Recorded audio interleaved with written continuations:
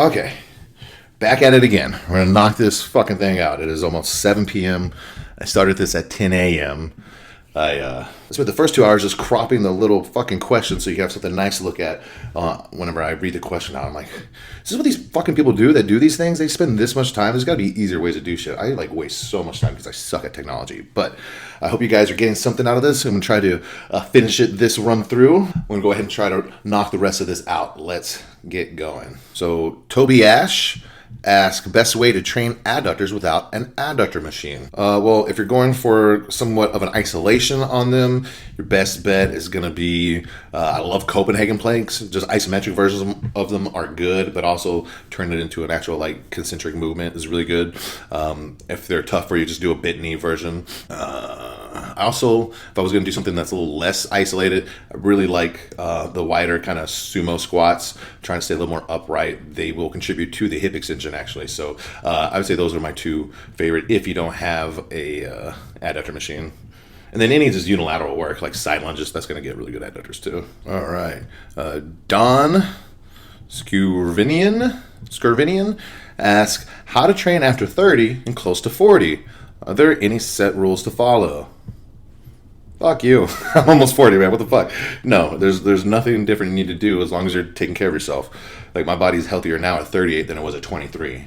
Like, I had a lot more issues. I was way more fucked up with my joints and my restrictions and my compression. So, no, I don't think you need to change anything after 30, like, at all, in close to 40. I don't think you need to take your age into account at all. You're just a human. Just think about what have you done to your body in that time, and have you been using good mechanics or bad mechanics? Because you could be 30, maybe your body feels like it's like a fucking 60-year-old, but it doesn't mean you should train differently. That means you should decompress, expand where you need, and learn how to load your muscles in a way that facilitates spiral action of the joints, which facilitates a good expansion compression cycle, which is going to allow you to not get much wear and tear and put all the tension on the muscles. So that's what we're doing here, right?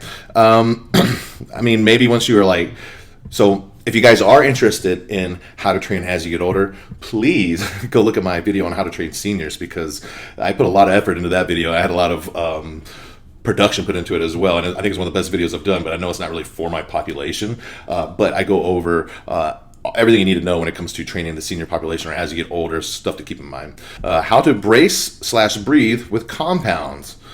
So when you say with compounds, I think you're just going pretty heavy, using a lot of force. I'm assuming we're not trying to create expansion while we're lifting. We're going for hypertrophy force production. So I always will say exhale on the concentric work, inhale on the eccentric. Sometimes we'll do something different if we're trying to work for more expansion or if we're like extremely like limited one way or the other. Have I ever had any problems with hemorrhoids, and how did that affect my training? Well, I'm glad I haven't had any problems with hemorrhoids, because I wouldn't want to sit here and talk about it with, I don't know, hopefully I get like 5,000 views on this eventually or whatever. So how did that affect my training? Well, I do know that a lot of times hemorrhoids can be the result of poor pelvic diaphragm and breathing mechanics. If your pelvic outlet stays really compressed, you don't have anywhere to really push the air down, it can go to those vascular tissues and create hemorrhoids.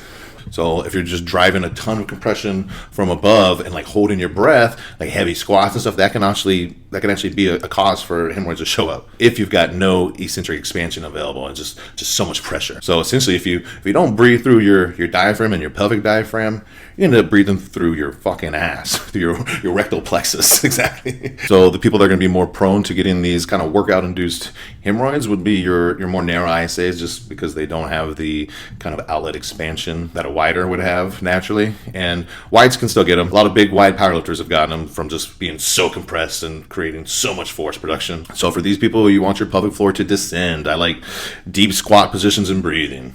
Keep it simple. You also need to like not brace down so hard, and you want to create expansion everywhere. Think about more like inflation from the front, from the sides, everywhere, versus just bearing down. Did you guys know that? that is a thing in the ECM model, is they talk about how it affects hemorrhoids. It affects everything. You know, I don't understand the mechanics of it, but I am sure there's an explanation to why the ECM model could explain why you got a crooked or weird looking dick off to one side. But if you are dealing with hemorrhoids and you're training, just take it easy. Don't fucking work so hard. Is that extra 2 reps worth bleeding out your asshole for? Okay. From Sean, 7269. Thoughts on the physiognomy, in particular, the muscular development of the face. That's funny. Not a lot of people talk about physiognomy. I mean, I think it's kind of bullshit. I do think there's something very small to it, but I think a lot of it is like self-fulfilling prophecy type of stuff. So if you're not familiar, physiognomy is like someone's like personality is written on their face, more or less. I think. I don't remember this. I haven't thought about this or looked into this in a long time. But basically, you could tell if someone is going to be a criminal by the way they look, or if someone's like kind-hearted and trustworthy by their facial features, not by like what they're wearing on their face as far as like emotions, not like reading their body language at all or something like that, like actual facial structures that they're like born with. So I don't know. It is weird because like a lot of times, like when you see some fucking shifty, beady-eyed motherfucker, like a lot of times they are not trustworthy.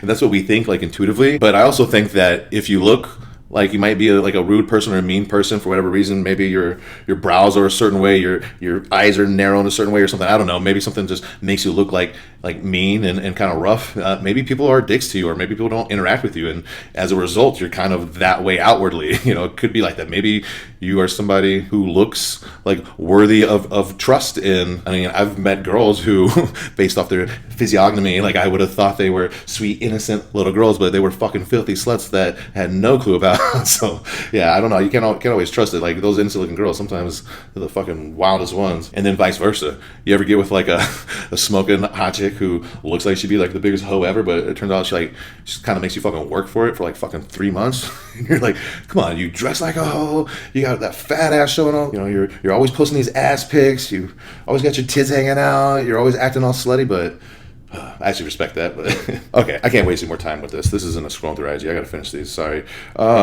Messe 35. Please talk about abs and core training. Is it vital, or will it just expand your midsection? No, it's not going to expand your midsection. That's ridiculous.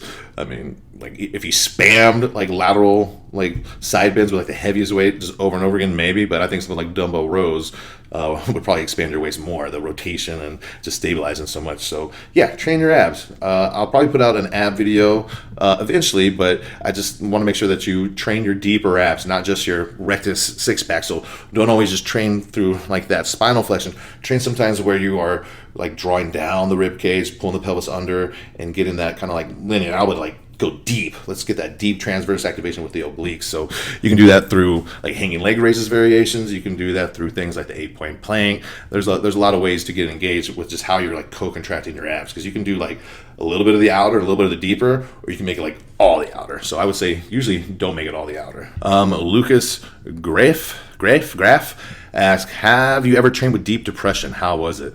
No, I have not.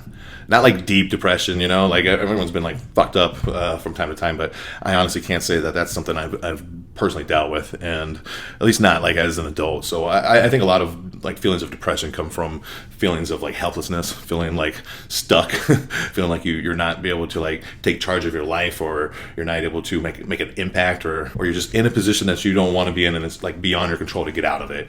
And I get why that would make you depressed. Like I understand that, and I felt that way when I was a kid. Just growing up, I had some shitty situations, but as an adult, I've never felt like things aren't in my control. You know, I have probably like been a little too aggressive, too type A on certain things, and just fucking run through brick walls and working, 70, 80 hour work weeks at different times, and just making shit happen instead of kind of like just going with the flow and trusting in myself and the world around me to kind of like let things work out, which is a little bit more where I am now. But I definitely have never dealt with like deep depression, because I've seen it, and it's fucking terrible. I don't know what to do when people are like that, because I've never felt that. So I always feel really bad for anyone who's actually in like a real depression that is like lasting. Like everyone's got those moments where things are really shitty, but like I always know it's gonna get better. And if you're in a depression, I feel like you feel like it's never getting better. So no, I'm sorry, I can't help you there. I've never worked out, but if you are feeling that way, I hope things are going better for you. All right, X Mini Max, thoughts on jaw pain and TMJ dysfunction? Fucking sucks. I had a lot of that, especially when I was younger. When I was younger, I was so fucking crooked. I got diagnosed with scoliosis. I had a lot of weird stuff going on. Like for a long time, I had like these weird adhesions of like, I don't know what it was, this tissue on my right side by my jaw, and it wasn't there on my left. Like when I had to open my mouth, it would like crack and like move to the side. Like I had weird stuff going on. I did a lot of soft tissue work, and then as I just kind of like started fixing my body, like overall, all the crookedness that started resolving itself. But I have had to refer a lot of people out to, not a lot, I've had to refer a couple people out to jaw specialists, because sometimes that is like the limiting factor, especially if you're like clinching or grinding at night, or for whatever reason your jaw's in a position where you can't really get, really good inhalation or exhalation. So I don't have a lot of personal experience like handling that, because I always outsource that. But it can be like one of those things that are holding you back from making real changes when everything else is going well. All right. Antonin B asks, cues like foot pressure, etc., on movements like hip thrust and lower in general for building better, fuller glutes. Thinking about bikini and wellness. Always thank you for the high quality content. Appreciate it, brother. I really do mean that. Like when you I actually feel these things. Like I'm one of those words people. What are the fucking 5 love languages? It's like words mean a lot to me. So it's like when I get good feedback, it actually does like have a really good impact on me. So thank you. Okay, so I've talked a lot about this in the last scrolling through IG. I kind of talked about it a little bit on one of the earlier questions, but I would say a lot of people. A lot of the girls, like all the girls, all the girls that I know, and I know some of them very well, that are in like wellness divisions, bikini divisions too, they all have got crazy lower compression of like their low back, usually like super bad anterior tilts, partly because of their posing and walking in heels all the time. But for that reason, it's going to make it hard for them to hit true hip extension using their like lower glute fibers, which is going to be a big part of that, and the upper hamstring. So that's going to make that glute ham tie-in, which is super vital for those divisions. But all these girls do is they always like externally rotate everything. They do everything from a toes out position, from a knees out position, from generating external rotation force while they're doing their moves. And a lot of times that doesn't line up with their move. Like a lot of times people will be doing external rotated hip extensions, and like that is an internal rotation bias move. You need things to move in to hit full hip extension. You're kind of like doing the opposite thing that goes with the movement. Like hip extension is an IR function. It's not an expression of external rotation. So it's like you're trying to do opposite things. It's like trying to press the bar, but instead of like thinking about your arms coming in together, you're thinking about like pulling it apart as you're pressing. It's like it's not going to generate good force. You might activate some shit, but it's not going to be the best mechanically. So I would think about inner heel pressure a lot, and just looking at that internal rotation bias position on things like hinges. I would make sure to include some hinges where your toes are straight and you're internally rotating from the beginning. Just drive that internal rotation. It's fine to do a lot of external rotation stuff. You're gonna have to. I mean, this is how you get the side butt, right? Side butt and upper butt are gonna be more work from like that external rotation position. Side butt will come from a lot of like external rotation loaded moves and abduction. Upper butt will come from like hip extension while you're in a little bit of an externally rotated position. To get the lower butt, that's where we need hip extension with an internal rotation bias. So include all the other stuff, but don't omit that. And definitely include some kind of like hip extension with rotation, like loaded airplanes, or you can use a 3D strap. I'm going to do a glute video pretty soon. I'm going to include a lot of movements in there, so be on the lookout for that. But I really like to load heavy hip extension paired with external rotation. That is like going through leg propulsion. That is a really good strategy to get some side ass. What would be my warm-up routine for coaching someone with common scoliosis? Anything that should be a focus to dial in before a training session. So if you have a normal scoliosis, if you're like most everybody, if you're like me, you're going to be like in a left AIC, right BC pattern. So you're just going to do things to like correct that before you start.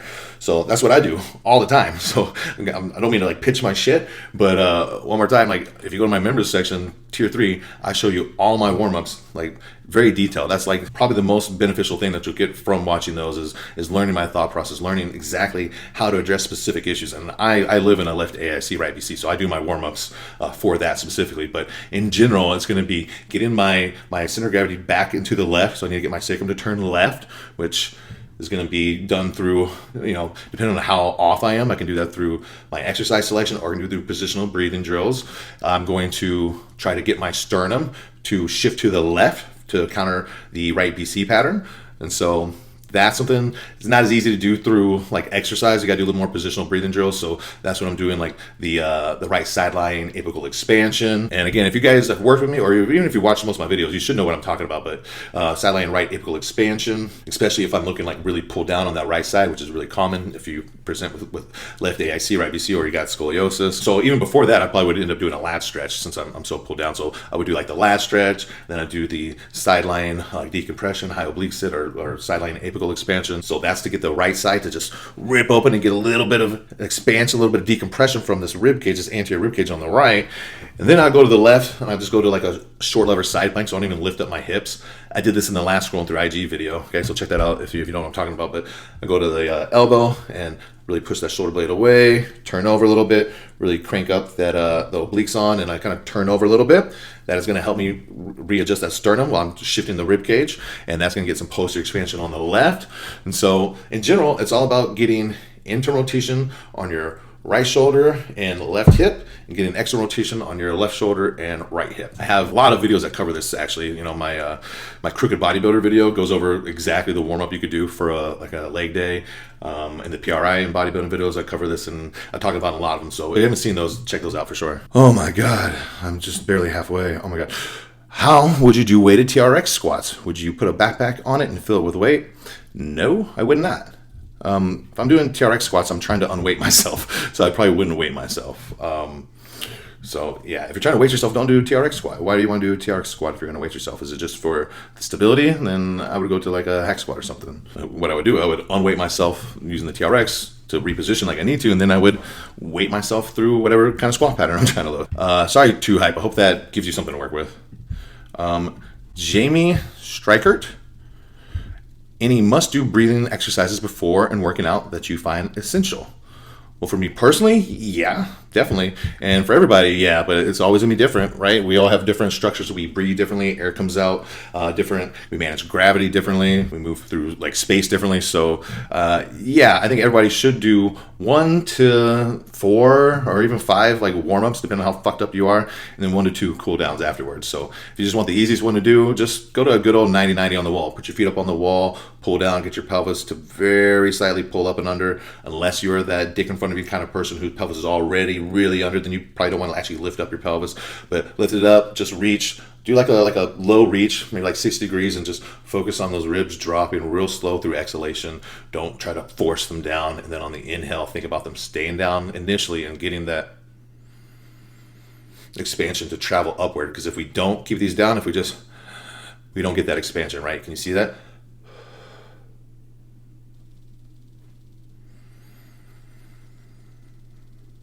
See how much like upward expansion I got, and I'll do it without keeping a zone of apposition, without keeping my ribs down. Let's say I'm going to be in like a already falsely expanded position. You'll see I won't get true expansion. Then I'll show you what it looks like when you're pulled down. So this is me with posterior expansion. I'm going to try to get the same upward pressure, but it's not going to happen. See, there's no real rise up there, and also I don't have as deep as one. Now, if I'm pulled down as well, it's going to go more to my belly and go lower. It's going to come less like necky. So if I have like a too close down of a rib cage and I'm not able to get true expansion, it just pushes my belly out. You can see it, but one more time, here's what it looks like if you do it right.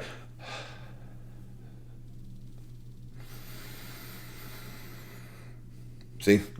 Rising from the sternum, but not from the neck. So if you can chain together, 10 good breaths like that for my 90-90, you'll be good. Probably, unless you're real fucked up. Then you need to do a lot of other shit, probably. Ida Liso asks, how would I change leg training for women's versus men's? Well, nothing really biomechanically. I would just, take into account that women tend to be a little bit more narrow naturally than guys, so they're going to have some of those biases that come with that. But training-wise, you don't need to do anything different. I just think women need a lot more volume, and I think they respond to a little bit more volume. I'm not saying they need more volume, but it's like they always want more legs than anything else. So it's like they do way more. Like I don't think most guys need like a day specifically for their ass, like a lot of girls do nowadays. I don't know if they necessarily do. But I mean, I'll just tell you what I do, just different in general, just because. I train guys and girls, but with the girls, I'll do a lot more like of the glute with the hip extension rotation stuff I was talking about. I'll do stuff like that for guys too, but it's more like mobility based. When I do for girls, I'm really trying to load them up. Like, the guys are fine. Guys are fine feeling their glutes, but it's like a guy doesn't want to walk out of the gym feeling like he got a fat ass pump. Like he's got a fucking peach walking out. Where I used to work in West Hollywood, they always wanted that. Most guys though don't want to feel like they're dedicating most of their training energy to getting a fat ass. So other than that, though, I don't think I do anything too different. I just think that a lot of girls, as I mentioned earlier, for whatever reason, they actually rotate everything when they train their glutes, like more than guys do. So don't do that. How would I strengthen, mobilize, and make both of my ankles flexible, and does it require hip work and cues? This is from Leon Sebes. I have a few videos where I've covered this, where I do a drill with my front foot elevated, and I'm just going through like the whole early phase to mid phase to like late mid phase of propulsion. Really focusing on what's happening at my pelvis and what's happening with my foot, making sure they're in unison.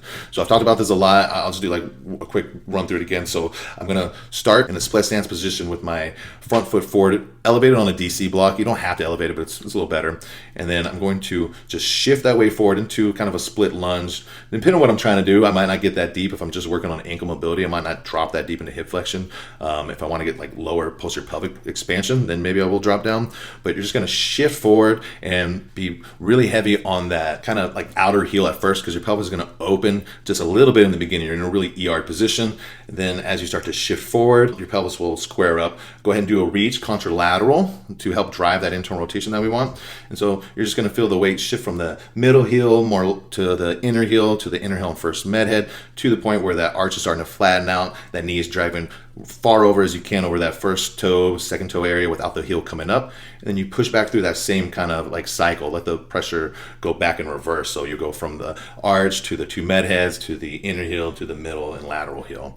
And that is my main move. And you can do this with support if you need. A lot of people like aren't stable enough, or you can get your arms moving and get some of that rib cage motion to go with it. So that's what I do for ankle mobility, and it is money. A couple other things you can do if you've got like really bad feet potentially, but in general that takes care of like most of the issues for most people. Kevin Diaz asks, would I ever get bald Omni-Man on the pod? Yeah, sure. I don't know much about him. He seems cool. I've only like looked at his clips like once. I covered him once. I don't know anything about him. He's a really popular guest. I don't know anybody. So he was suggested to me. I'll probably will look into him and see if I could get him on, because he's really highly requested. And what are my thoughts on power building or attempting to mix strength and hypertrophy work? I'm a fan. I mean, that's what I did for like probably the majority of my intermediate like workout career, I would say. I always kept the reps from like 3 to 8. I didn't quite go 3 to 6. I think that can be fine, especially if you can keep like everything under control and move the right way. If you're just compression city and everything looks all shitty, then you're probably not the kind of person who should be doing such low reps. But it can work great. Yeah, I'm a fan. And I think a lot of people kind of shit on like power building. I mean, I'm not saying like you're chasing strength numbers at the expense of hypertrophy, but you can still make strength like a really big secondary focus. Okay, gonna knock this out. 9 p.m. I started working on this at 8 a.m. Took a couple breaks, I trained a client, got to partake in a rare afternoon session where my girl was actually not like disassociating while we were fucking and thinking about what she's got to do later with the baby or anything. So other than that, like 2 hours that I've taken off from doing this, I've been working on this for like 9 hours now, probably straight. So man, I did not know what I was setting myself up for, picking all these questions. If you guys appreciate the effort I put into this Q&A, because I know it's not something that's getting like a ton of views, just leave a comment below. Help with the algo. Why don't you tell me who you think is the shittiest fitness influencer, who does the most harm compared to the good that they do? And we'll see who gets the most votes out of it. We'll see whose name pops up the most. And that'll help out the algo a little bit. And that'll also let me know like who's really watching my stuff all the way through in detail, because this is going to be a long one. This question is from Be Yours In. You have shown some modifications for split squats and other leg exercises when you have a left AIC and right DC pattern, just as having a heavier weight on one hand to promote internal rotation, etc. My question is the following. What modifications can you do for shoulder presses, like overhead presses, when you have the right BC pattern? If you got the pattern, have previously dealt with a painful wing scapula on your right shoulder due to it, and would love some tips on what you can do to avoid shoulder pain when pressing overhead. So I think I've kind of touched on this a little bit in some of the other shoulder questions that people had earlier. Typically, people are going to have the winged scapula on the right side. That's far more common. It becomes winged on the left, as I mentioned earlier, if you're a narrow ISA who gets counter-rotated really hard, or if you're wide ISA who's just got no internal rotation and complete like posterior compression, especially on the left side of their upper back. So not uncommon that's on the right side. This is going to be someone who's going to want to do the same thing that I was talking about earlier for the some of the problems that were happening on the right chain for most people, because it's going to be lateral decompression. Again, my two favorite moves are sideline high oblique and sideline right apical. So people can't go to their hand. We'll do a low oblique sits. Before that, I would have already done a lat inhibition. So once again, the order I kind of go in, if I'm trying to fix like right side compression issues, which could be a number of issues. You could be getting that medial elbow pain. You could be getting neck stuff. You could be getting impingement stuff in your shoulder. All the stuff I talked about could be result of falling into that pattern where you've got the typical right BC pattern. After the lat stretch, after the sideline decompression of some kind, then I really like to go to that short lever side plank I mentioned earlier, turned over a little bit. And then another move I like to do a lot that I didn't mention is kind of like a modified like tabletop position. And I found it working really well before I really understood all the mechanisms of what was happening, some of the benefits to getting like a little bit of inhalation through the posterior rib cage with a slight retraction on the right side. That actually is going to open up a lot of true IR space. So after I do the short lever side plank, then I do that move, and it feels really good. It is one of my favorite moves. I've never seen anyone else do it, and it just really will open up that right IR. So if you are in a right BC pattern, that one is a big part of my arsenal. I think you should try it. So once you clear that up, then you should be able to do the overhead presses better. It's not like you want to like change your technique so you can do it without hurting. You want to like fix your issues so you can do it how you want to do it without having issues. But while you're kind of restoring some of this expansion, you could be doing alternating. Those are really, really great. Or even just one. Like I really like to do one arm presses and stuff like that with a reach while just maintaining a reach. That could be really good. But that's the general outline. That's something that I deal with a lot. Like a lot of people, we see that all the time. All right, up next we got Black Mamba 1163. Black Mamba, man, I'm in Newport Beach. Black Mamba was an icon here. Kobe Bryant, I saw him every week. He was a very beloved member of the community. I don't know if that's in reference to him. I'm assuming it is, but maybe not. Since I started pressing flat, your shoulders overtaking. Should you internally rotate your shoulder while pressing? Well, I don't ever want you to think like internally rotate from the shoulder while you're doing something. It should just be like what happens as a result of how we're funneling compression. So don't think about like actively like internally rotating your shoulder or anything. You might be like the other person I mentioned earlier who is a little bit more of a narrow ISA, pulled down. Shoulders are a little bit more forward. For you might need to think a little bit more retraction, a little more arch. Don't squeeze the shit out of it, but try to like see if you can get that sternum to turn up a little bit more. Really think about depressing your scapula using your low lats and low traps. So a move I really like to do if you're having trouble connecting to that and getting that drop is to go for my hands in a tabletop position with some bands around my like upper arms, and I'll just pull that down, just focus on getting good breaths and feeling my core without like tucking really hard. And you can even lift up your knees if you want to make that challenging. So that can be a really good prep move to help you maybe get it off of that anterior chain if you can fire up those posterior stabilizers a little bit. Unbee asks, can I make a detailed video on pectus excavatum? Yes, I can. I'm going to. I don't know if you guys saw the poll I put up. I think it was on Instagram. That was one of the video options. I gave you guys the options to pick. So I'm going to do one real soon about that because I have a really great client who's got severe, like the worst you could ever imagine, pectus. And so we've made some really good progress. So I want to show you guys kind of things that I've learned. So be on the lookout for that. In general, I will say, just think about being way more inhaled than exhaled. It's not about force production with you now, right now. It's about getting as inhaled as possible. So that means your breathing patterns might have to change a little bit to allow that to happen. And that means you cannot be doing like bilateral work. Can't be doing like bilateral bench press is like the worst thing you do. So for your presses, make sure you do only alternating, only reaching. I'll cover it in detail soon. That might be the next video I'll put out. Actually, that'll be coming up real soon. Raid asks, can I please explain about pressing in simple terms for noobs, like how exactly to move your shoulders and scapula and where it should stay during presses, flies, and dips? I know you have a full video on that, but you're still confused because when you try to do like I suggest, your shoulders feel very unstable. Well, that is a part of it. We are taking away some of the like locked in stability that you get when you like excellently rotate and extend and just compress everything. So your shoulders are less stable. There is more relative motion.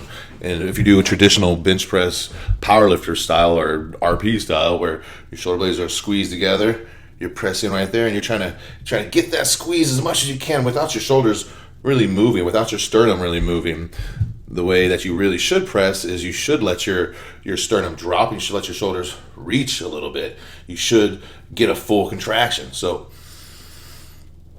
right there versus just staying here and just trying to get the best you can without getting that in range, that is natural. It's healthy for your joints. So you got to learn how to stabilize that dynamically by managing pressure. You don't just squeeze everything and limit your options, because that's going to not only lead to like closing down joint space and potential injuries in the future, it's going to make you less aesthetic. When you have a compressed look, you present your physique in a way that doesn't make it 3D. Your fascia gets all blocky and chunked and can mess up your separation. It's just like no benefit at all to lifting like a power lifter unless you're a power lifter. So simple terms, how to, was it bench press? I think it was, you said presses and flies. So, I mean, it kind of depends on what angle press it is, what angle fly it is. But in general, you want to think about shoulders down, more posteriorly tipped. I guess that's not simple. Okay, you want to think about your armpits coming down to your hips. Okay, that's where you want to press from. We don't want to think about squeezing the shoulder blades back. We want to think about keeping our shoulder blades a little more on the outside of your body and pulling them down. So there's a little retraction, and if you are the kind, as I've talked about before, who's closed down and we need more retraction, that's fine. But armpits down to your hips, that's going to be where we try to maintain the whole time. I'm just going to give you an example of a flat press, right? So we're going to make sure we have pressure on the outer and inner part of our hand equally, okay?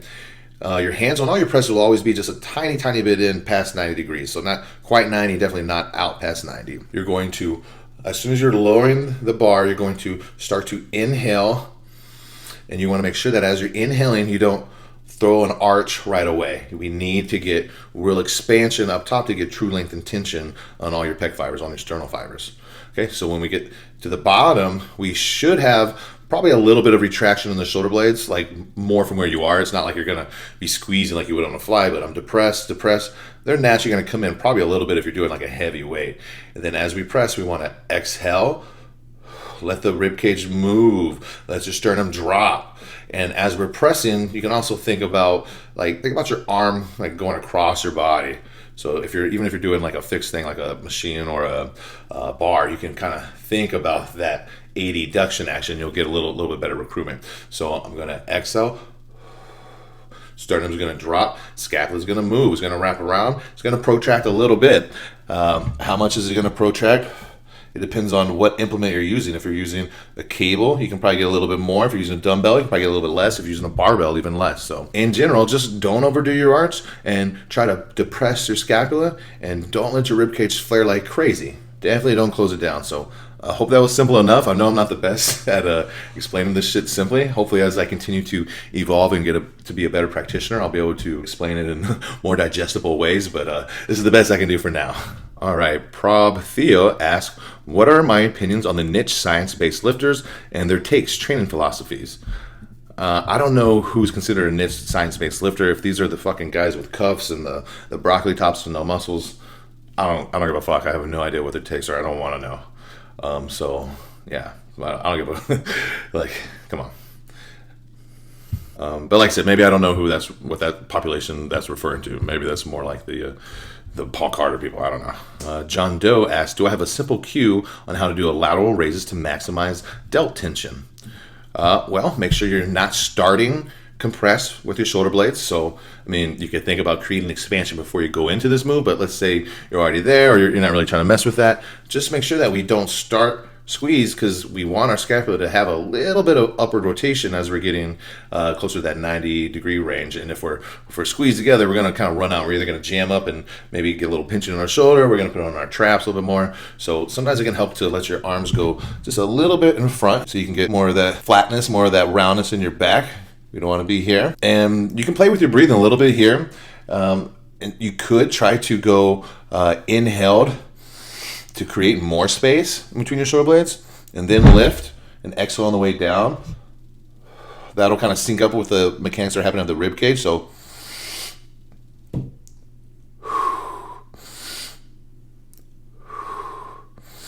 but if you're not that compressed posteriorly, you don't need to really think about that. I would just start with a little bit of abduction of the scapula, and that way, as you raise it, you can get a little bit of that upward rotation. Fitness O page asks, thought process about resistance profiles, lengthened for shortened challenge bias plus prime machines, and stretch shortened exercises for hypertrophy and mobility ECM rehab. Also curious to know thoughts on footwear. I kind of think we already talked about that. Thought processes about resistance profiles.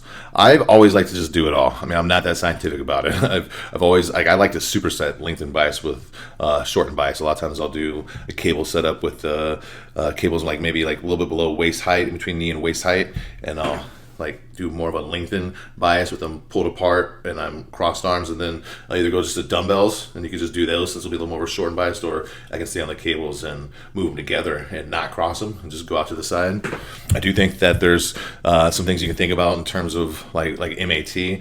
Like if you have a muscle that's feeling really, really tight, maybe it's because the other muscle can't shorten. So holding the in-range contractions, or really just making sure you get a true in-range contraction, can help inhibit something tight that's on the other side of the joint. And I mean, that's something that we do for the bicep tendonitis a lot in PRI, is we really try to get that long head to kind of help bounce out all the anterior compression that we got. And I mean, it also creates a little bit of a shape change too, but some of it is just being the antagonist muscle and helping get a little bit more length and tension as we shorten that tricep. And I'll do like lengthened bias stuff, like I'll do single leg reverse Nordics with support, just to like stretch and loosen up the hip flexors and this anterior chain, this gunk up front. I'll get my abs a little bit. So I like it. I incorporate that stuff somewhat. Like I said, more for mobility purposes. All right, Ibtisham Ahmed. Thoughts on going all the way down on dumbbell pullovers, going all the way up on cable lat pullovers. I find that in those situations, there's literally no tension on the lats. It's all lower chest. Heck, your lower chest gets sore if you do pullovers. I mean, what is your shoulder flexion range? And that's what I would do for lats, because you're going to get a little bit more lat bias if you're a little bit like more retracted relative to what you would do for like the chest, where you maybe get a little more protracted position. Still going to get lats either way, but I definitely think you're going to get more pecs if you're doing these like with your serratus on and like a really intent to not let your scapula retract at all. So let your scapula retract, and once you kind of just run out of range and you start to jam up, like that's it. So I mean, I never go like to where I'm hanging on just tissue. I always keep a little active tension on the muscle, so let it go slow. As long as you can still feel the lat, you're good. Once you feel like you've gone too far, now you've lost tension on the lat, like readjust maybe and just kind of chill there, hold that and breathe. Let your body feel it and own that space, and that's where I would go, because it might change. You know, maybe you're tight one day, or maybe one side's got more than the other because they're crooked. But that's what I would do. Dan the Metal Man says, upper back thickness tip. I like this one. This is short and simple and easy. Upper back thickness tips. So all the basic stuff. I've talked a lot about compression, expansion. That comes to play there a little bit too. I would say, like, I think something people don't think about ever is like the collarbone movement, whether it's, I think there's a question later, I don't think I've answered yet, about like tricep movement and getting the collarbone to internally rotate. Like I feel people, like they think they can't move their collarbone, and that's something I think about when I'm trying to train my upper back too, is like as I'm pulling, I'm not like just thinking about the scapula moving, I'm thinking about that collarbone moving both ways as well, and that'll get a lot more of those kind of upper back muscles. So I like to go more neutral grip too when I do that. I just feel like I got a little more space to work with. Think about your collarbone wrapping around your body too. And that's my upper back tip. One baby boy, I think that's right, says erector spinal muscles in the mid back are taking over, giving you a hunchback posture and rounded shoulder with a pelvis that is tipping forward and slightly out on the left side. That makes sure all your exercise movements feel like shit and not targeted at your muscles. Any tips? I mean, you did give me a little bit to work with. You did, for sure. Hunchback posture, so that makes me think that you're probably more of like a closed down narrow. Rounded shoulder with the pelvis that's tipping forward and slightly on the left side. So you sound like a kind of early stage narrow who's in like the early stage of the compensatory patterns. So if you're forward on the left but you're not forward on the right yet, this is back to the early situation that I was talking about, where you want to get back onto your left. You need to restore left internal rotation. Okay, so that should be your goal, getting left posterior expansion. After that, you'll have a lot more options, because once you get your left side to have hip internal rotation and posterior expansion, you'll be able to get that reciprocal motion going. So it's not like a simple answer I can give you. I mean, you can tease it out from some of the other stuff I was talking about earlier, but in general, hangs are really good. Hangs with good breaths, and prone positions where you're propped up just a little bit, giving that anterior expansion. Those are going to be really good for you. Joshua Kevin Perry asks, how much can you bench, bro? Right now, if I were to max out, I think I'd get like 330. No, not much. My best ever was that 405 for a double. You guys may have seen it. I've posted it a few times. But yeah, I don't think I'll ever be doing that again. William Abbott, my man, what's going on? Anything to keep in mind while walking on the treadmill with left AIC before cardio? Just make sure you can feel your reference point. Make sure you feel that left heel. I have had someone who had like a horrible left AIC do this on the step mill where I don't know if I have the video. If I do, I'll find an overlay. But she was like holding onto the ramp or holding onto the rails on the left side. So she kind of facilitated that like almost like a wet coil, right? And so she was really able to get that left hip to IR, which was so hard to get from her. So we would hold that for like a minute and then walk normal for a minute and then go back to it. So I did that on the Stairmaster, but like I said, nothing really on the treadmill. Just think about making sure you feel your left heel and you can kind of think about the actual foot contacts, like on both sides, kind of moving through that propulsive cycle. Jaden asks, diet, when to utilize carbs and other foods. What foods are good for what? Also, my thoughts on caffeine.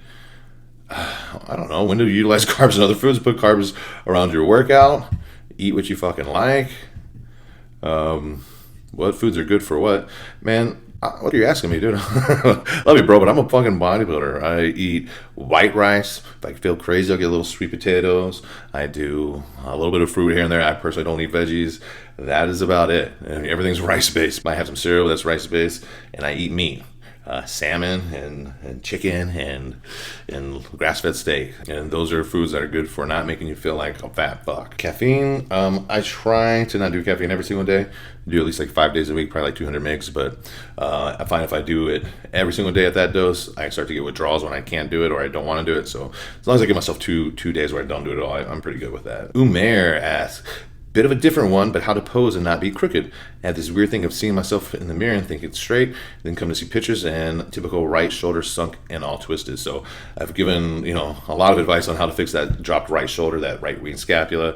So definitely listen to some of that. I will say I'm working on a few ebooks, and one of them has to do with posing in relation to the ECM model. So I think that'll have some cool info. Watch yourself pose in the mirror, and then when you're holding the pose, you can make sure you're even and then breathe in that pose. Don't like struggle to get it and then like not breathe and own it, because you're not going to be able to get that again. You need to create the right expansion while you're there. JL, my man, do I have any thoughts about the concept of fascia inhibiting muscle growth?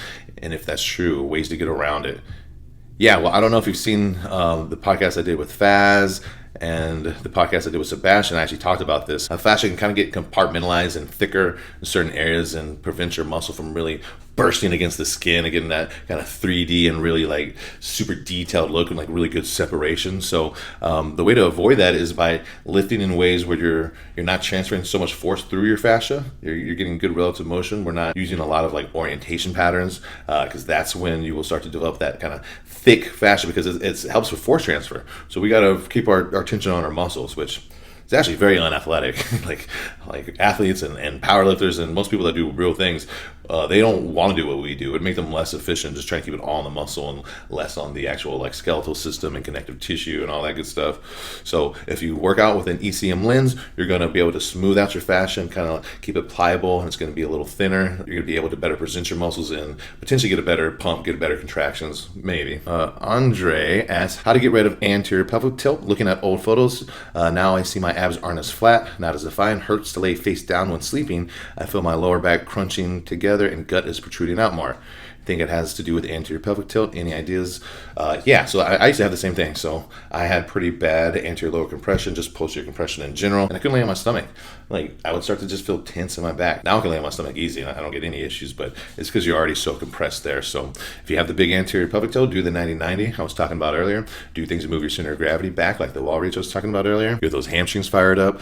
And you probably also want to do something to like get your superficial abs to relax. So in addition to getting posterior expansion, you might do like a supported, what we call like crocodile breathing, where you're like on your stomach, but you've got maybe some like bounce pads there and it's propped you up a little bit and we're breathing through there. That potentially could be good. It could be a little tricky, but that's something that I found helped too after I kind of got a little bit of posterior expansion. Then I was able to really focus on anterior expansion. Something else I'll do is I'll hang from a Smith machine with my knees on the ground, and I'll stretch in there. So I'm like, essentially like I'm going into almost what would look like a back bend, but my knees are on the ground. I'm not getting crazy amounts of back extension. I'm trying to stay pretty neutral, but breathing from there will really stretch out the front side of your abs. Eric and I in the most recent video talked about form for a fixed tricep pushdown. You were wondering, what is the proper form for using a straight bar attachment on the tricep pushdown, elbow and collarbone position, or if even that's the best attachment. I love using the fixed bar attachment for this, and this is what I was talking about earlier. A lot of people don't think they can let their collarbone move. That's totally fine. So I'll kind of do it two ways. Sometimes I almost do like a little mini muscle up. Like I'll be right here, and then I'll pull it down, and I'll get that elevation, that internal rotation of the clavicles, and I'll push, really focus on those inner contact points. Elbows will go outward a little bit, so it's kind of like that part of the muscle up. Or sometimes I'll just come up but not bring it all the way up like that, but it's still the same thing. I'm gonna let those collarbones move in towards each other. That's the natural position that you want them to take then. But yeah, that's a great move. Just like I said, don't be afraid to let your collarbone move. Chrissy Teeny asks, who would be my dream podcast guest? And if I were a guest on a pod, what question would I want to be asked that I have a unique perspective on or want to talk about? It's an interesting question. I'm going to open this up to dead or alive. If I could have any guest, dead or alive, I would have Mr. Joe Weider, because I think it'd be so cool to talk to the person who started this thing that we all are so fond of, you know, from like nothing. I mean, I saw the movie Bigger. If you guys haven't seen that, you should check it out. It was pretty cool. But yeah, I think that'd be awesome. How we found Arnold, like the early days of starting the Federation, the beef with Vince McMahon, like it would be awesome.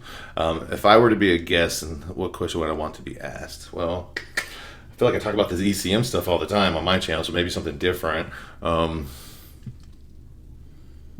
I don't know. I don't have a good answer. I've been doing this fucking Q&A for so many fucking hours. I've lost the power to like think outside the box. But I want to give you a good answer. So, what question would I want to be asked? Like probably something about bodybuilding history. Maybe like who got fucked over the most by the IFBB, like who never won a pro show that should have won a pro show.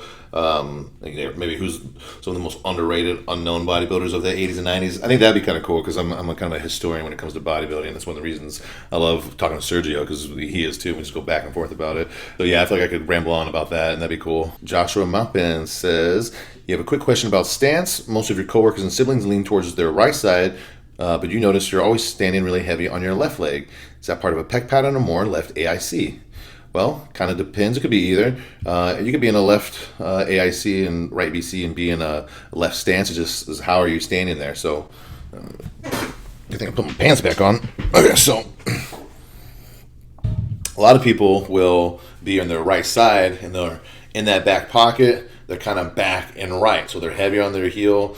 They have that slightly pulled under pelvis. They're really kind of anchored on their hamstrings. So this would be how you would stand if you were in like a normal left AIC pattern. Now, if you're in a left AIC pattern and you put your weight on the left side, usually it's going to be more of like a lateral translation. So the hip's going to hike and kind of pop out. You're not going to sit back on it and feel that heel, feel that hamstring, feel that posterior tilt the same way. It's going to just kind of pop up and out. So you can kind of see that if you were to like shift back and get that same load, it wouldn't feel stable. You're going to want to pop it out. So that could be happening.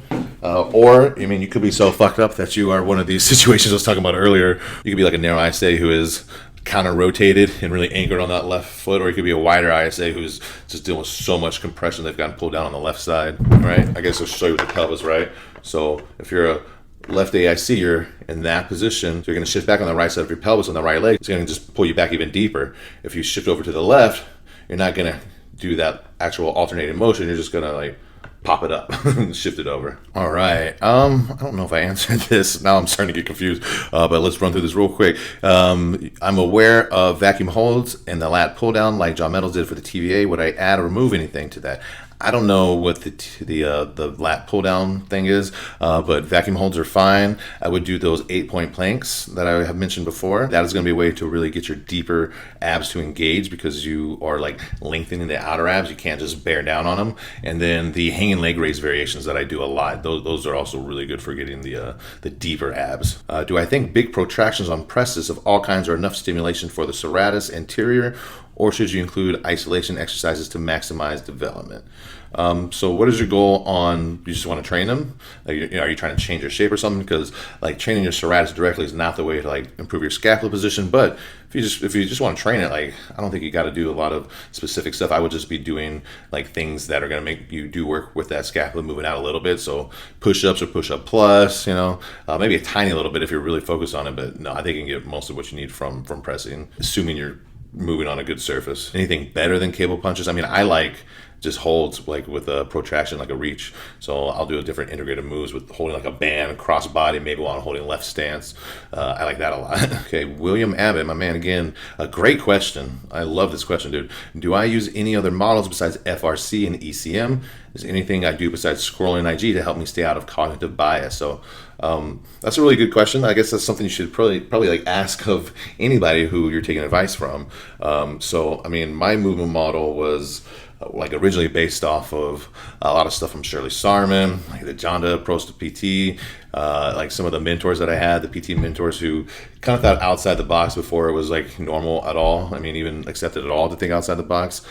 I got introduced to MAT pretty early on, so a lot of those principles kind of shaped my early kind of thinking patterns. When I was a manual therapist, a lot of the things that I kind of learned about the body kind of transferred over to knowledge I could apply to the gym and to mobility. I took DNS pretty early on, which was good. I think DNS is great. I think the main thing to do with any system is to like pick what works best for you. Like, there's a few things I like about DNS. I really like the developmental positional stuff that they do. There's a lot of things I don't necessarily like about it, so I just kind of take what works from that. I got into FRC and went down that path and did the ISM model, some of the different things, and I think that's really cool. It's a really good way to look at things if you are working on a good axial skeletal base. If you're all fucked up and crooked, doing all the Pell's Wells and all the ISM stuff isn't really the way to go yet. And then I got really into the PRI stuff maybe like 6 years ago now, and after going down that rabbit hole, I found Bill about 3 years ago, and I've just been kind of really going with his stuff lately since then. But I always listen to anyone who is critical of Bill or his model, because it's hard to be. Even when people are, they're not really. Like when I had the debate with Ben, he couldn't really say anything bad about the model, or that it wasn't applicable. One thing that I mentioned on the podcast I did with Sebastian is I really like to follow people who understand a lot of the ECM principles, but they don't base everything off of it. I think those are people that you can learn valuable stuff from if you're somebody like me who is pretty heavy into it. Luckily, I know this sounds kind of shitty to say, I think, but it's I'm pretty good at not having cognitive biases, because I'm so contrarian by nature that I'm that way, even with myself. I want to know what I would argue to myself if I was doing the opposing view. But I do try to take in information from a lot of different people who have kind of branched off and done their own things from the model, and they have their own spin on it. So it's Bill is the big umbrella that everybody kind of falls under and kind of does their own thing and has their own spin and kind of makes it unique and good in their own way. So I just try to get as much as I can from everybody and just use what I've already know and I've already applied in my life. And luckily, I think I'm pretty intuitive with a lot of stuff too. So hopefully I'm not operating with too much bias that I'm unaware of. I'm always open to learning. That's one thing. I want to be the best, so I'm not the kind of person who, if there's something that challenges me, I'll be like, no, that's wrong immediately. I'll be like, okay, let me see this, because maybe I'm missing something. Maybe I can be better. All right, getting towards the end, Zachary Roberts says, finding myself on the outside edge of left foot, easily full pressure on the right side. Tips? Well, if you're actually getting really good pressure on your right side, then you're probably just in a left AIC pattern, and that pelvis has just really started to ER and flare out that left innominate. So now this femur starts to go with it a little bit, and a lot of times that can end up getting a little bit of a supination bias to your foot when it comes out like that, because it's trying to fake an early stance position and just get through mid propulsion and then go straight to late propulsion. So it's a strategy that you're missing early stance on the left side. So store some IR, do all the left AIC, right BC stuff. That's probably what's going on. Childly says, when pressing, I'm focused on pushing through the contact points in my hand. When you shift more pressure to the inner contact point, you feel more chest, but you also feel more pressure in your wrist. It's more painful in your left wrist, making it difficult to get through a whole set. Anything you can do to address this? So, again, we're always going to have to look a little bit more proximal when we're having distal pain. what is going on with your rib cage? Where are you missing ER? Are you missing IR? That'll let you know whether you need to go for anterior, posterior expansion. I mean, it sounds like that you are trying to line up like internal rotation force, and there's just something that's missing along the kinetic chain, and your wrist is having to take it. I will say, just from experience, probably more anterior expansion stuff. So I would do things like the hang I've talked about. You could do sometimes you get like a really, really light bar, or probably just a PVC pipe, and do a hook line, open up from over there, see if you can get your body better at producing internal rotation force, and that could help. But I mean, maybe it doesn't. I have to look at you. Maybe you just need a ton of posterior expansion first because you got no ER. So again, give me some table tests. Tell me what your pain issue is, and then say, and I notice I've got limited this, or I have really excessive this. Because sometimes you can have something that seems like wonky in a good way, but it's still bad. So sorry, I can't help you more with that one, but give me a little more and I will next time. All right, so Alex Castillo says the correct way to breathe when doing compound lifts from an ECM model perspective. For example, I used to be told when I first started lifting to take a deep breath when doing squats, but was never warned of chest breathing, which would flare the ribs and cause more anterior pelvic tilt. Over the years, I've seen the meta change to more or less either the cue of take a belly breath or the cue of breathe into your diaphragm to brace instead. Is this how you think about breathing bracing, i.e. belly breath, diaphragm breathing, or is there another way or cues that I like to think of when doing lift? Could I also give some specific examples of how I like to breathe on the big lifts? Okay, cool. So this is something I've actually been playing with a lot lately with myself and with clients, and something I'm working on in one of my books is teaching you guys how to pair your breathing up with your specific compression on different moves. So I will say that in general, if you're not extremely compressed in either direction, just you're going to breathe on you're going to exhale pretty forcefully on the concentric movement and take a good nasal inhale on the eccentric. That's just going to be standard. Now, if you're dealing with compression, whether it's more posterior or anterior or more just A to P, then your breathing might change a little bit. So let's say you're someone who's just extremely posteriorly compressed. You got that squeeze back shoulder blade, ribs are super flared. You're somebody who's going to really have to prioritize like inhalation into the back, that getting that posterior rib cage to expand. You got to really avoid bracing because that's just going to flatten your rib cage more. So for you, since you got so much posterior compression, when you're doing presses, you should probably inhale before you even start your move. That'll help you get that expansion. So we would inhale, come down, inhale, exhale on the press, but don't exhale super forcefully, kind of more of a gentle exhale. So a lot of times you hear me coach a bigger exhalation strategy. Don't want to do that if we are just super severely posteriorly compressed. Now your pulls, you're going to do these the exact opposite of how I usually coach. You're going to inhale on the pull if you're super posteriorly compressed. If you're just a little bit, sometimes I inhale before the pull, but for this, we'll say we're going to inhale as we pull.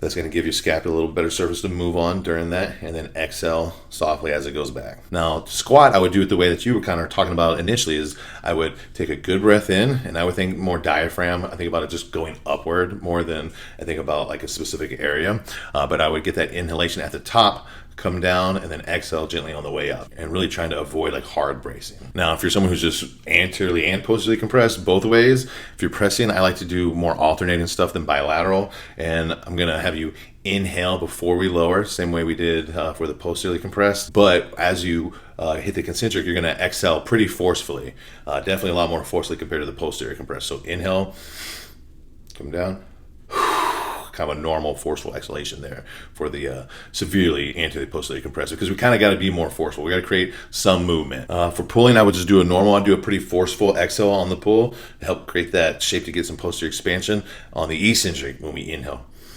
So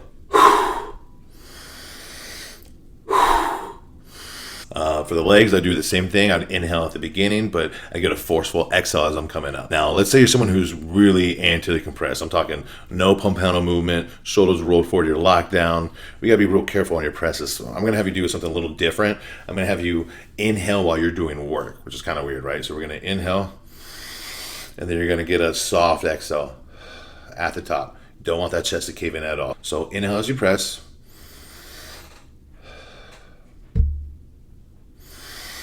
So a little weird, but it's going to allow you to actually put some work on your chest without creating worse compression. And it's really more about just making sure that you don't force the sternum to stay even more stuck down. If you are severely anteriorly compressed, I like to inhale before the pull. Get you that expansion, and then pull with that held inhale and get a gentle exhalation as it goes back. So if you have like a lot of anterior compression, you got to be really soft with your exhale, softer than any of the other ones. So inhale.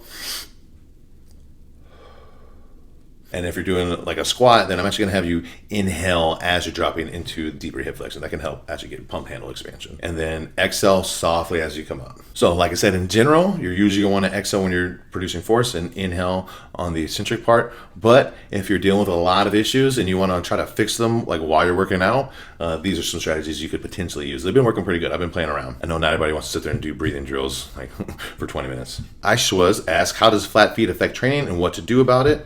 Well, a lot of times when you're flat foot, that means you don't really have any like true early stance position. A lot of times they turn out, so you got to look at the pelvis. You got to see, are they in a late propulsive position on both sides? Is one of them late propulsion? Is one of them in more mid to early, like left AIC pattern?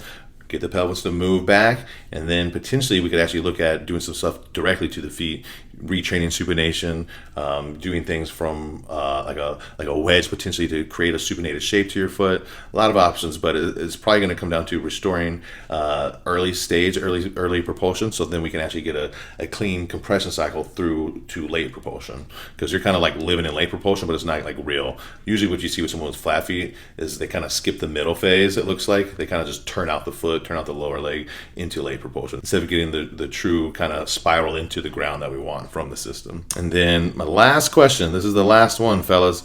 It's kind of a double whammy. It's from Roman, my man Roman Middleton, and Ishii Fitness. So the question was about biceps. Ishii says, getting bigger arms seems to be very simple by mainly training, but you've been stuck under 16 inches for many years. Well, let's just talk real briefly about how we would look at bicep training through the ECM lens. For biceps, I would say you need to think about having anterior expansion of the shoulder and posterior expansion of the rib cage. So if you want to get like true tension on that long head, you need to be able to access that. One of the things that I change really often on someone's arm work, and they're surprised on what an impact it has, is I just have them get less compressed. So they might be curling like here. I just push your arms forward, sit on your heels, expand your posterior thorax. So they go from kind of curling from here to curling from there, and they're like, oh my God, I feel way more tension. I'm like, yeah, because now you've got that posterior expansion. Now we've got your scapula in a position where it can actually move like it's supposed to. You should think about letting your elbow move a little bit, like with your scapula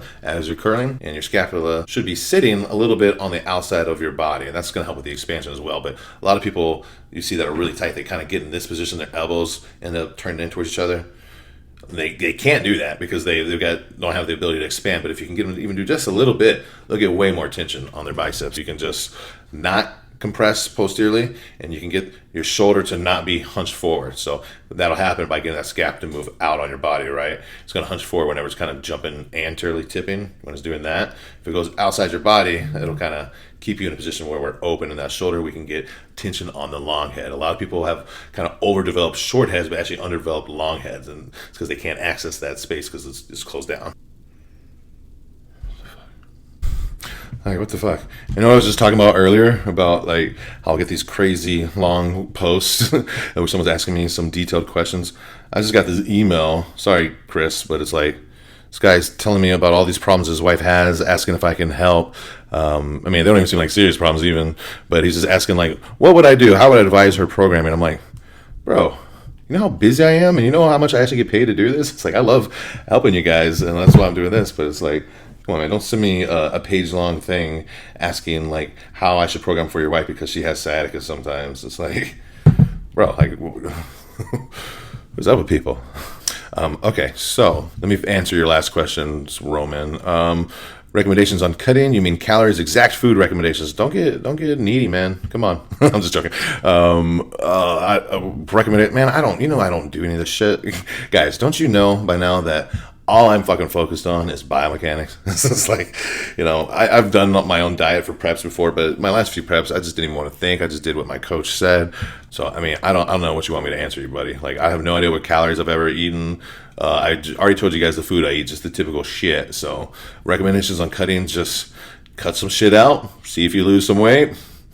If you don't, cut some more shit out or move more. I know it's fucking sounds like an asshole, but it really is like that simple. And like I said, I think fasting is a good way to jumpstart the cut. So if you haven't been fasting, you know, throw in like a 16-hour fast 3 to 5 times a week, and that'll kickstart the process. Does exercise order matter? For example, will my biceps grow better if I train before my back?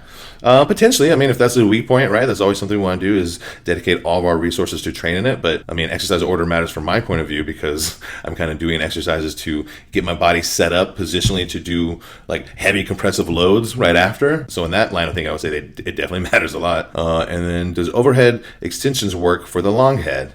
What exercises or cues can you recommend for the long head? So you're going to be getting long head activation when you are getting a little bit of shoulder extension with that motion, and you want to pair it with protraction. So I think I gave the example earlier. You can just do that same one where you're going to like load it. I think it was the example for the posterior elbow compression. So just get a cable and set it behind your head, and you're going to push, lead with that scap, get protraction. As the arm comes back, push it forward and a little bit up. Don't get a lot of scapular retraction. That's going to take it off the long head, put it more on your lats and your back muscles. So yeah, I mean, my favorite move for the long head is the one that I covered that GVS does, where he's getting a lot of shoulder extension movement just standing with the rope. But also I like the overhead one a lot too. Just remember, if you want a long head, you need to have that scap pretty protracted. Okay, fuck, Jesus Christ, it's 11 o'clock. I started this at 8 a.m. as far as like the editing down these things. So I think this was going to be an all-day thing, but you guys are worth it. So I really appreciate your support. If you like this, please leave a like, leave a comment, all that good stuff. And again, like, I really mean it. This has been fun doing this YouTube bullshit, and I'm just glad I've been able to have a little bit of an impact on you guys. So thanks a lot. All right, peace.